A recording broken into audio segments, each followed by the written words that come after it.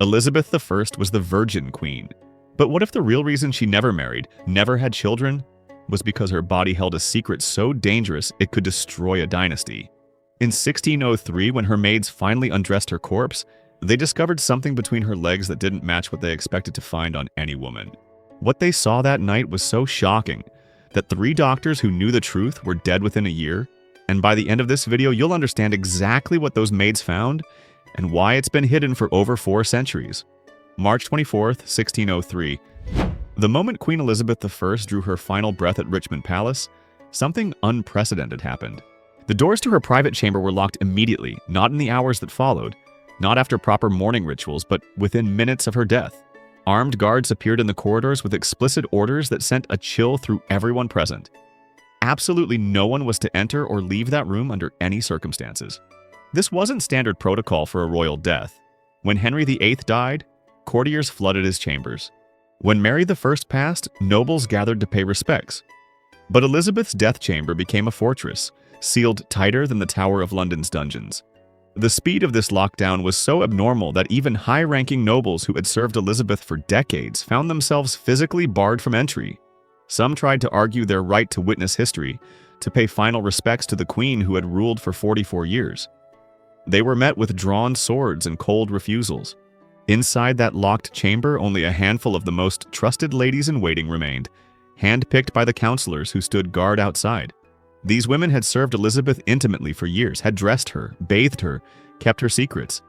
But nothing in their years of service had prepared them for what they were about to witness.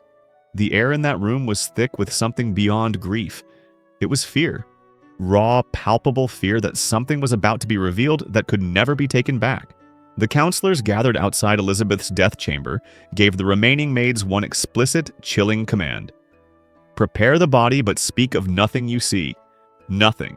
The emphasis on that final word wasn't casual, it was loaded with unmistakable threat. These weren't suggestions or requests. They were orders backed by the full weight of treason law, and everyone in that room understood exactly what treason meant. The executioner's block. The noose. A traitor's death brutal in public, with your family's name destroyed forever. One of the senior ladies-in-waiting later recorded that the counselors' faces were grave beyond measure, their voices carrying an edge she had never heard before, not even during the most dangerous moments of Elizabeth's reign. They weren't mourning their queen in that moment. They were protecting something. The maids exchanged glances, confusion mixing with the first stirrings of dread. Why such extreme secrecy? What could possibly be so dangerous about preparing a queen's body for burial? Royal deaths had rituals, established procedures refined over centuries. But this felt different. This felt like a cover-up being orchestrated in real time, with the queen's body still warm on the bed. As the counselors retreated to guard the doors from the outside, the ladies-in-waiting approached Elizabeth's corpse with trembling hands. They had performed this duty before for other nobles, other royals. They knew what to expect, or at least they thought they did. The maids began their grim task surrounded by an atmosphere of oppressive silence, broken only by the rustle of fabric and their own shallow breathing. Elizabeth lay on her massive bed, still dressed in the elaborate gowns she had refused to remove even in her final weeks of illness. Layer upon layer of silk, velvet, and embroidery, the armor she had worn against the world for 4 decades. As they started to undress their queen for the final time, each woman was acutely aware that they were peeling away more than just clothing. They were dismantling a carefully constructed image, revealing whatever truth Elizabeth had spent her entire reign hiding. The weight of the moment pressed down on them. One wrong word, one slip of the tongue about what they might discover, and they would face the same fate as traitors who had plotted against the crown. But curiosity warred with fear. What secret could be so catastrophic that it required armed guards, death threats, and this suffocating blanket of silence? As they removed the first layer of Elizabeth's outer gown, the maids had no idea they were about to witness something that would haunt them for the rest of their lives. Something so shocking that the British establishment would spend the next 400 years making sure it stayed buried. What they were about to discover wasn't just hidden beneath royal robes, it was hidden beneath the very foundation of the Tudor dynasty itself. When the maids finally reached Elizabeth's face and began the delicate work of removing her makeup, they encountered the first horror. Though it was far from the last. For 45 years, Elizabeth had painted her face with Venetian ceruse, a cosmetic paste made from white lead and vinegar that created the porcelain complexion Tudor fashion demanded. She had applied it daily, sometimes multiple times per day, coating her skin in a toxic mask that preserved the illusion of eternal youth. Now, in death, that mask had to come off. The maids dampened cloths and began to work gently, expecting the makeup to dissolve and wipe away as it would on living skin. Instead, something nightmarish happened. The ceruse didn't wipe away cleanly. It peeled off in sheets, large, horrible chunks that came away like dead bark from a diseased tree, and it took Elizabeth's skin with it. Where there should have been pale flesh, even in death, there was instead a landscape of black and red destruction. Decades of lead poisoning had literally eaten through her face, creating wounds that looked like acid burns, oozing and weeping even after death. The toxic metal had consumed her from the outside in, leaving craters and crevasses where healthy tissue once existed. One of the younger maids made a choking sound and stumbled backward, her hand clasped over her mouth. She had served nobility before, had seen death in its various forms, but nothing like this. Nothing so grotesque and devastating. The senior lady in waiting moved quickly, grabbing the distressed maid by the arm and hissing a sharp reminder about silence. But the damage was done. The young woman vomited into a corner of the chamber, her body rejecting the horror her eyes had witnessed. Within minutes, counselors burst through the door having heard the commotion. They took one look at the vomiting maid and made an instant decision. She was removed from the room immediately, escorted by guards who would take her far from London before the sun rose. She would be given a comfortable estate in a remote corner of England, a generous pension, and a very clear message. Speak of what you saw, and comfort becomes execution. The remaining maids continued their work with shaking hands, now working past the destroyed face to remove Elizabeth's elaborate clothing.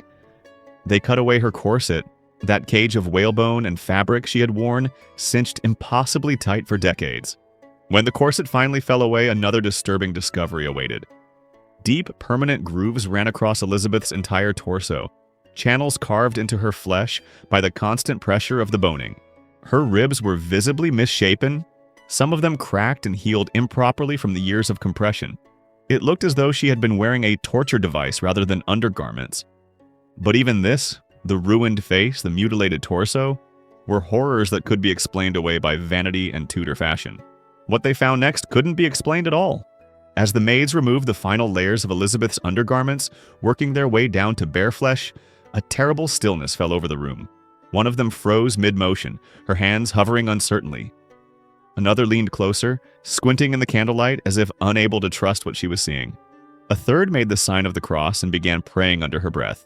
Between Elizabeth I's legs, something was profoundly, unmistakably wrong. The historical accounts that survived this moment are frustratingly vague, written in coded language by elderly women decades later, who were still terrified of being accused of treason for revealing what they had witnessed. But despite the euphemisms and careful phrasing, they all agree on one essential horrifying fact. Elizabeth's anatomy was not as it should be. One account uses the phrase absent when it should have been present. Another hints at the opposite, present when it should have been absent. A third describes simply a wrongness between the legs that no midwife or physician could have failed to notice. These aren't the words of women describing normal variation or minor abnormality.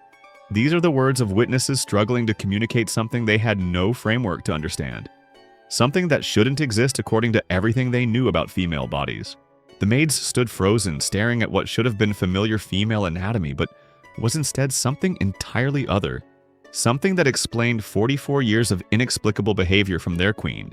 Before the maids could fully process what they were seeing, before they could even begin to formulate questions or theories, the door burst open again. The counselors had been watching, waiting, calculating exactly how long it would take to reach this moment. They strode into the room with the authority of men who had already decided how this night would end. "Cover her," one of them commanded, his voice sharp and final. "Wrap the body. Now." There would be no examination, no investigation, no attempt to understand the anatomical anomaly the maids had discovered. The ladies in waiting were ordered to wrap Elizabeth's corpse immediately in layer after layer of cerecloth, treated fabric designed to preserve remains and contain odors. They worked quickly now, almost frantically, covering up what they had seen as if hiding it from their own memories. The cerecloth was wound around Elizabeth's body like bandages on a mummy, concealing every inch of flesh. Then came more wrapping, more layers, until the queen's form was completely obscured beneath fabric. The wrapped body was lifted and placed into a coffin made of lead. the same toxic metal that had been slowly poisoning Elizabeth through her makeup for 45 years. Lead coffins were expensive, reserved for the most important burials, but they served a crucial purpose. They sealed contents away from air and decay, preserving whatever lay inside while simultaneously making it nearly impossible to ever open again without massive effort and official sanction. The coffin was closed and soldered shut within hours of Elizabeth's death, while her body was still warm before rigor mortis had fully set in. This was unprecedented speed for a royal burial preparation. Why such desperate haste? Why seal the coffin before sunset on the same day of death? The answer was simple and terrifying. They had to close that coffin before anyone else could see what the maids had discovered. Every hour of delay was another opportunity for more witnesses, more questions, more potential for catastrophic truth to leak out. The counselors understood something the maids were only beginning to grasp. What lay between Elizabeth's legs wasn't just a personal secret. It was a political bomb that could destroy the legitimacy of her entire 44-year reign.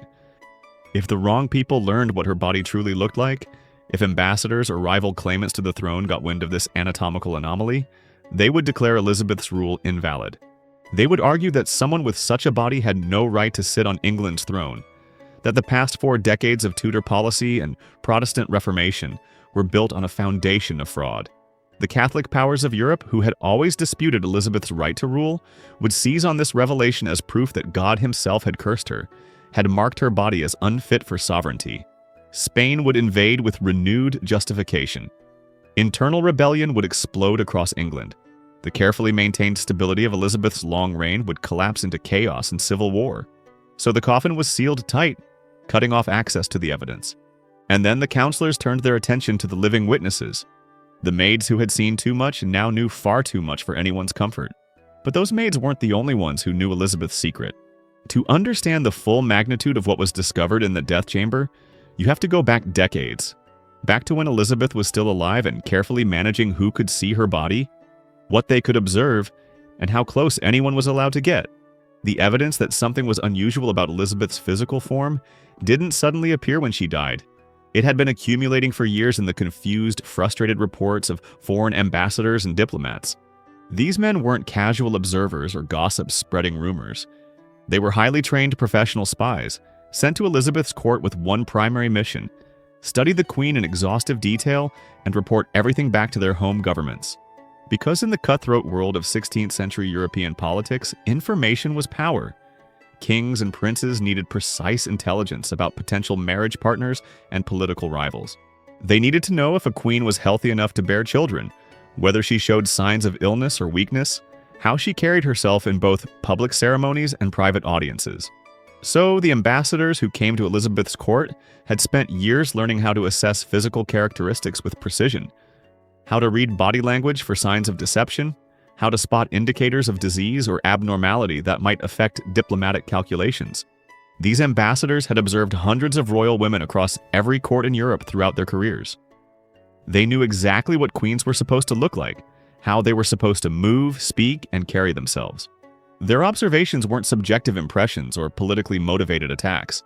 They were professional assessments based on extensive experience and training, which makes their reports about Elizabeth I so deeply disturbing. Because multiple ambassadors from different countries working independently with no coordination between them noted that something was distinctly unusual about the English Queen. Something they couldn't quite define but also couldn't ignore.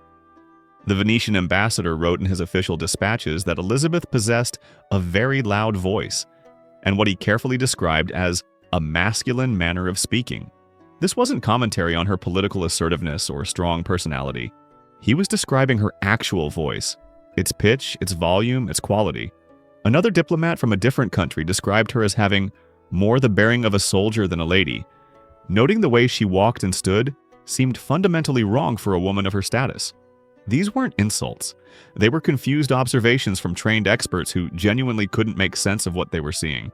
They had come to England expecting to meet a typical royal woman and instead found someone who didn't quite fit any category they knew. But the most disturbing report came from a Spanish envoy whose career was effectively destroyed by a single sentence he wrote.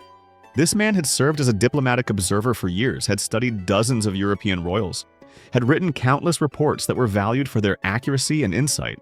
He was trusted, experienced, and careful with his words. which makes what happened next all the more significant. In a dispatch to the Spanish court, sent through encrypted channels reserved for the most sensitive intelligence, he wrote 7 words that got him immediately recalled to Madrid. "Her Majesty's form is not as other women's." That's all he said. 7 words.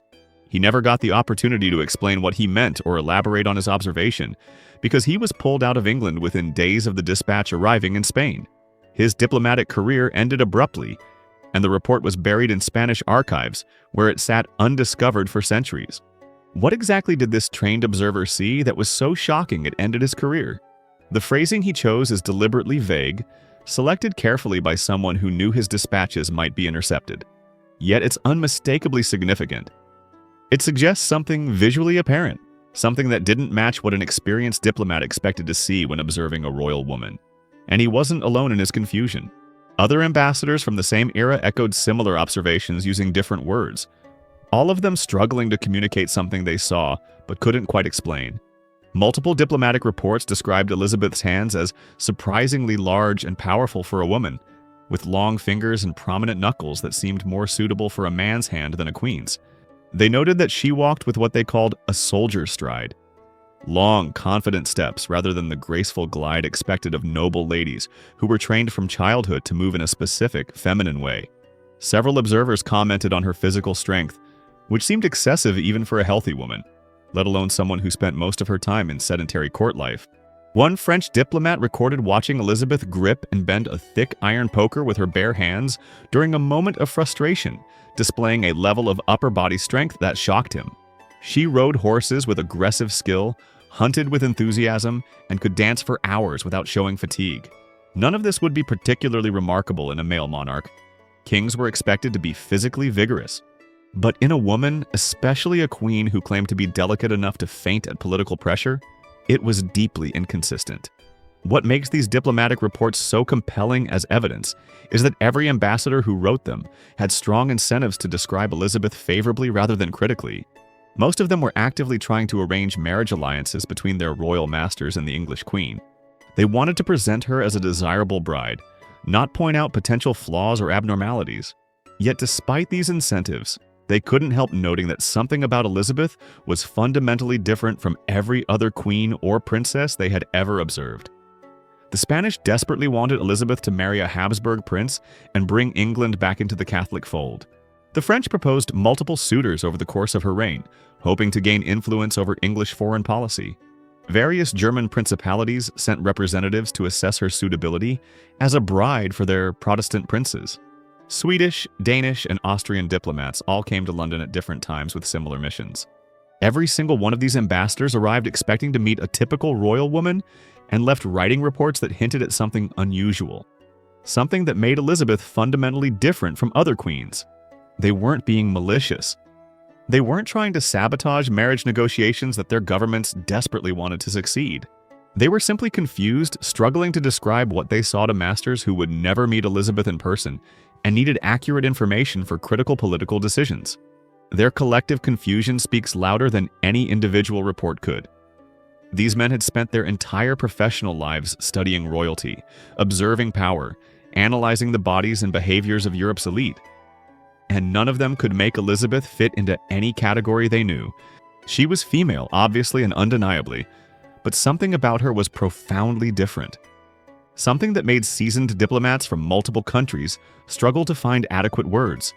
Something that would only make sense decades later when her maids finally saw what she had been hiding beneath all those layers of clothing and cosmetics. But here's the crucial detail those ambassadors missed. They only ever observed Elizabeth from a careful distance at formal ceremonies and diplomatic audiences where elaborate costumes and careful staging controlled exactly what they could see. The massive gowns with their wide farthingales and padded sleeves disguised her body's actual shape. The thick makeup covered her skin. The wigs and jeweled headpieces drew attention away from other features.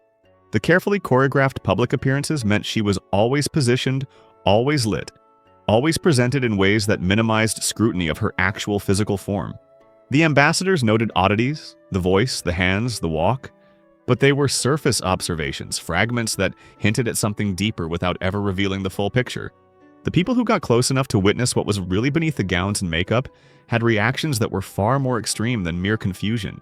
They didn't write carefully worded diplomatic dispatches. They were struck dumb with shock. And if they tried to talk about it afterward, they often ended up dead. This brings us to 1666, nearly 40 years before Elizabeth's death, when a medical crisis forced the Queen to grant unprecedented access to her body. Access that resulted in one of the most disturbing reactions ever recorded by a physician examining a royal patient. What happened in Elizabeth's private chambers during that examination would haunt the doctor who witnessed it for the rest of his very short life. In 1566, Elizabeth I fell so violently, catastrophically ill that everyone at court believed they were watching their queen die in real time. The illness struck suddenly without warning, transforming the vigorous monarch into a suffering invalid within days. She developed a high fever that raged uncontrollably despite every treatment her physicians tried. Bloodletting, purging, herbal concoctions, prayers. The fever burned so hot that her bedding and nightclothes had to be changed repeatedly as sweat soaked through everything. Most alarmingly, she experienced pain so severe that she couldn't stand upright or walk without multiple attendants supporting her weight. For nearly a week, Elizabeth lay in her private chambers while her counselors gathered in antechambers and corridors, speaking in hushed voices about succession, about what would happen when, not if, but when, their queen died. The political situation was desperate. Elizabeth had no children, no designated heir, no clear plan for who would rule after her. If she died without naming a successor, England could descend into civil war as various claimants fought for the throne. Catholics would rally behind Mary, Queen of Scots. Protestants would support other candidates. Foreign powers would intervene to support whichever faction served their interests. The country teetered on the edge of chaos. Elizabeth herself believed death was imminent. She was so convinced she would not survive this crisis that she made a decision that would have caused political catastrophe had she lived. She nearly named Robert Dudley, her longtime favorite and rumored lover, as Lord Protector of England, with authority to rule until the succession could be determined. In this desperate situation, Elizabeth's physicians begged for permission to examine her properly, something they had never been allowed to do before, not in all the years they had served her. This was an extraordinary request. Under normal circumstances in Tudor England, a thorough medical examination of the Queen would have been absolutely unthinkable, a violation of royal dignity so severe that no physician would dare suggest it. Touching the monarch's body was essentially forbidden except in the most superficial ways. You didn't undress a queen. You didn't look beneath the layers of silk and velvet and carefully constructed royal image. Physicians typically diagnosed royal patients by observing symptoms from across the room, checking pulse and tongue if they were extremely fortunate, and asking questions about what the patient was experiencing. They made their recommendations based on incomplete information and hoped for the best. But Elizabeth's illness was so severe in 1566, and the political situation so desperate, that normal protocols were abandoned. Elizabeth finally granted her physicians permission to conduct a thorough examination, but with one critical restriction. Only one doctor would be allowed to examine her privately. Doctor Huick, her personal physician who had served her for years and was trusted above all others. The other physicians were dismissed. The ladies-in-waiting were sent from the room. Dr. Huick entered the Queen's private chamber alone and closed the door behind him. What happened during the next hour has haunted historians ever since, because the reaction of Dr. Huick upon leaving that examination room was so extreme, so visceral, that it could not be hidden from the witnesses waiting anxiously outside. When the door finally opened and the physician emerged, the courtiers and counselors who had been pacing nervously immediately rushed toward him, desperate for information about the Queen's condition and prognosis. But they stopped short when they actually saw Dr. Huick's face. Something was profoundly wrong. His face had gone completely pale, drained of color in a way that had nothing to do with the hour he had just spent in a sick room. His hands were trembling slightly as he held them at his sides, and he seemed unable to meet anyone's eyes directly, staring instead at the floor or some distant point beyond their shoulders. One witness later wrote that the doctor looked as if he had seen something that shook him to his very core, describing an expression of deep disturbance rather than simple medical concern. The other physicians immediately pressed Dr. Huick for information about what he had discovered, what treatment he would recommend, whether the Queen would survive. The counselors demanded to know her chances, needed to understand whether they should be preparing for a funeral or a recovery. Everyone wanted answers. Everyone needed to know what the most experienced physician in England had learned from his unprecedented private examination of the Queen's body. Dr. Huick refused to provide any information beyond the bare minimum necessary for Elizabeth's immediate medical treatment. He prescribed medicines. He recommended rest and dietary modifications. He insisted on certain environmental changes to her chambers: fresh air, clean linens, reduced visitors. But he would not explain his diagnosis. He would not describe what he had observed during his examination. He would not discuss any aspect of that hour alone with the Queen, not with fellow physicians who had legitimate medical reasons to know, not with royal counselors who had political necessity for information, not with anyone. His silence wasn't professional discretion or respect for royal privacy. It was something deeper, more disturbed. He had seen something in that examination room that he could not bring himself to discuss with anyone. In the days and weeks that followed, as Elizabeth slowly recovered from her mysterious illness, Dr. Huick became increasingly withdrawn from court life. He stopped attending the social functions that were expected of someone in his position as the Queen's personal physician. He avoided conversations with medical colleagues who wanted to discuss interesting cases or consult on the Queen's ongoing health. When other physicians attempted to speak with him about Elizabeth's condition, he would change the subject abruptly or simply walk away without offering any explanation for his strange behavior. The man who had been known for his professionalism and dedication to his craft became a shadow of himself, haunted by whatever he had witnessed. 1 year later, Dr. Huick was dead. The official cause recorded in the death registers was sudden fever, a conveniently vague diagnosis that explained nothing and prevented any further inquiry. Sudden fever could mean almost anything from infection to poisoning to natural causes, and in the medical understanding of the time, it was impossible to verify or investigate further. More significantly, Dr. Huick's medical notes and personal papers were never found. If he had written anything about what he observed during that fateful examination, anything that might explain his shocked reaction and subsequent silence, any clinical notes that might solve the mystery of what he saw in the Queen's private chamber, it vanished with him into the grave.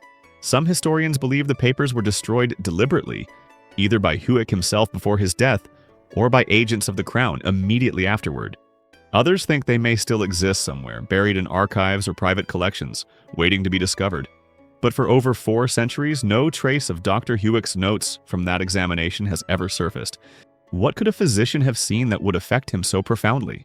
What anatomical reality was hidden beneath Elizabeth's clothing that would shock an experienced doctor into permanent silence? Modern medical historians have spent decades studying the scattered accounts. The shocked doctor, the silent servants, the confused ambassadors, trying to assemble a coherent picture from fragments and coded references. In recent decades, a compelling medical theory has emerged that would explain every strange observation, every extreme reaction, every desperate act of secrecy that surrounded Elizabeth I throughout her life and death. The theory proposes that Elizabeth had a rare genetic condition known medically as Androgen Insensitivity Syndrome, or AIS for short. To understand what this means and why it would have been so catastrophic in Tudor England, you need to understand some fundamental aspects of human biological development. Under normal circumstances, a person who has XY chromosomes, the genetic combination typically associated with male development, will develop male physical characteristics during fetal growth and puberty because their body responds to testosterone and other androgens. These hormones trigger the formation of male reproductive anatomy and male secondary sex characteristics like facial hair, deeper voice, and masculine body structure. But in individuals with complete androgen insensitivity syndrome, something fundamentally different occurs. These individuals have XY chromosomes in their cells, the genetic blueprint for male development, but their bodies completely lack the ability to respond to testosterone. The hormone is produced normally and circulates through their bloodstream, but their cells don't have the receptors necessary to detect or use it. It's as if their body is deaf to the chemical signals that should trigger male development. As a result, their bodies develop along entirely female lines instead of male lines during fetal growth. People with complete AIS appear completely female externally, with typical female anatomy and physical features that would be indistinguishable from any other woman to a casual observer or even most medical examinations. They develop breasts at puberty. They have female body shape and proportions. Their external genitalia look typically female. To anyone seeing them clothed or even in many intimate situations, they would simply be women. Nothing unusual, nothing to question. But internally, they lack the organs necessary for female reproduction. They have no uterus, no ovaries, no fallopian tubes, none of the internal female reproductive anatomy that would be necessary for menstruation or pregnancy. Instead, they typically have undescended or partially descended testes, which produce testosterone that their body cannot use, and a shortened vagina that ends blindly without connecting to any internal reproductive organs. The physical characteristics commonly associated with Androgen Insensitivity Syndrome match the documented observations about Elizabeth I with remarkable and disturbing precision. Individuals with complete AIS are typically significantly taller than average women because they benefit from some of the growth effects of XY chromosomes without the masculinizing effects of testosterone on body shape. Elizabeth was notably tall for her era, standing above many of the men at her court, a fact that multiple contemporary sources confirm and that seemed unusual enough to comment on repeatedly. People with AIS often develop deeper voices than typical women because of subtle effects on vocal cord development and larynx structure. This matches exactly what multiple ambassadors independently noted about Elizabeth throughout her reign, that her voice was unusually loud and masculine in quality. They tend to have more athletic or angular builds rather than the soft curves typically associated with female physical development, which would explain the repeated observations about Elizabeth's masculine bearing, her soldier's stride, her physical strength that so confused diplomatic observers who couldn't reconcile it with their expectations of feminine delicacy. They typically have very little body hair compared to other women, minimal pubic and armpit hair, which would have been nearly impossible for outside observers to notice, but matches the few intimate descriptions that have survived from Elizabeth's ladies-in-waiting, who made vague references to the Queen's unusual lack of body hair. Most significantly for our story, individuals with complete androgen insensitivity syndrome do not and cannot menstruate because they lack the internal reproductive organs necessary for a menstrual cycle. They have no uterus to shed lining, no ovaries to trigger hormonal cycles, no capacity for pregnancy or childbirth whatsoever. Several historical sources from Elizabeth's court hint, always using vague and careful language, that Elizabeth did not experience monthly cycles like the other women around her, a fact that would have been impossible to completely hide from the ladies-in-waiting who managed her wardrobe and intimate care. If Elizabeth had androgen insensitivity syndrome, this diagnosis would finally answer the question that has puzzled historians for over 4 centuries with elegant, terrible simplicity. Why didn't she marry? The pressure on her to choose a husband was relentless, constant, overwhelming. It came from every direction throughout her entire 44-year reign. She was the most eligible woman in all of Europe, actively pursued by kings, princes, archdukes, and dukes from every major power on the continent. Her own counselors, the men she trusted most, begged her constantly to select a husband and produce an heir to secure the Tudor succession. William Cecil, her closest advisor and the man who managed England's government for decades, wrote numerous memoranda pleading with her to marry before it was too late, warning of the chaos that would follow her death without clear succession. Parliament formally petitioned her multiple times to choose a consort, with representatives making impassioned speeches about her duty to the nation. The political stakes could not possibly have been higher. England's stability, its religious settlement, its independence from foreign domination, all of it seemed to depend entirely on Elizabeth producing a legitimate heir through marriage. Without a clear succession, the country faced the prospect of civil war and foreign invasion the moment she died. Everyone understood this. Everyone could see the disaster approaching. Yet Elizabeth always had excuses ready when the pressure became too intense, and she deployed them with practiced skill. The timing wasn't right yet. This particular candidate wasn't suitable for various diplomatic reasons. She needed more time to consider England's interests properly. She would make a decision soon, she promised. Always soon, never now. For 44 years, she played this game, deflecting and delaying and promising, without ever actually committing to any suitor. Historians have proposed numerous explanations over the centuries for her stubborn refusal to marry. Perhaps she was psychologically traumatized by watching her father, Henry VIII, cycle through 6 wives, 2 of them executed on his orders, 1 of them her own mother. Perhaps she enjoyed the political power that came with remaining single and available, the way her perpetual eligibility gave her leverage in diplomatic negotiations. Perhaps she was playing an elaborate game, using the possibility of marriage as a perpetual bargaining chip, while never intending to actually go through with it. But what if the truth was simpler and far more tragic than any of these elaborate psychological or political theories? What if Elizabeth physically could not marry because any husband would have discovered her secret on the wedding night? What if the celebrated Virgin Queen wasn't choosing virginity at all, but desperately hiding a biological condition that would have destroyed her reign, her legitimacy, and possibly her life the instant it became public knowledge. If you're still watching, you need to hit that subscribe button right now, because we're about to reveal the full extent of the cover-up that followed Elizabeth's death, including the suspicious deaths of 3 doctors who knew too much. By subscribing, you'll be part of uncovering historical secrets that powerful institutions have tried to bury for centuries. And leave a comment below telling us, do you think Westminster Abbey should finally open Elizabeth's tomb and let modern science examine her remains? Your engagement helps this video reach more people who deserve to know the truth that's been hidden for over 400 years. And smash that like button if you think it's time these royal secrets stopped being protected, because every like tells YouTube's algorithm to show this to more truth seekers who are tired of the sanitized version of history.